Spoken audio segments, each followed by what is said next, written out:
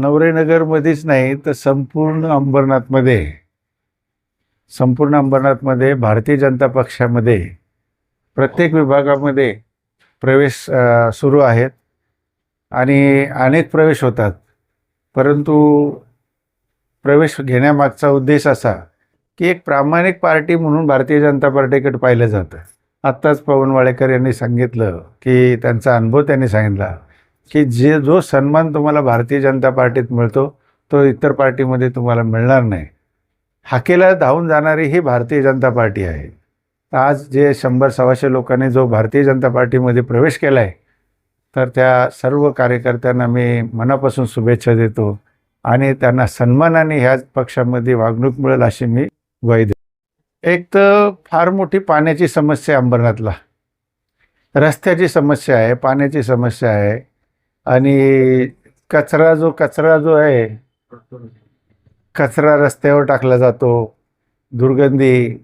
एवढे 140-50 करोड रुपये देऊनसुद्धा अशा परिस्थितीमध्ये ठेकेदार मनमानी करून फक्त बिलं काढायचं काम करतो, तर त्याला चाप लावायचं काम पहिलं आपल्याला करायला लागतं. आज जवळपास बघा कल्याण, उल्हासनगर, ठाणे, डोंबिवली या सर्व शहरांना परिवहन खातं यांनी सिटी बस तयार केलेली आहे आणि त्या सिटी बसचा एक फायदा असा की घरापर्यंत 5 रुपयामध्ये त्याला जाता येतं.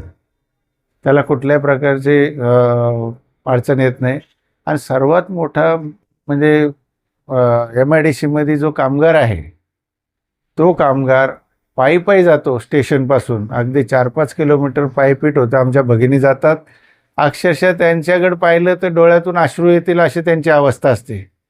तर या भगिनी आणि बंधूंसाठी एक अंबरनाथला एक सिटी बस आणि ट्रान्सपोर्टेशन चालू करणं गरजेचं. साधारणतः हा प्रस्ताव आम्ही शासनाकडे पाठवून मला वाटत नाही आम्हाला शासनाकडनं कुठं उशीर होईल. लवकरात लवकर हा प्रयत्न करून ताबडतोब आम्ही चालू करू.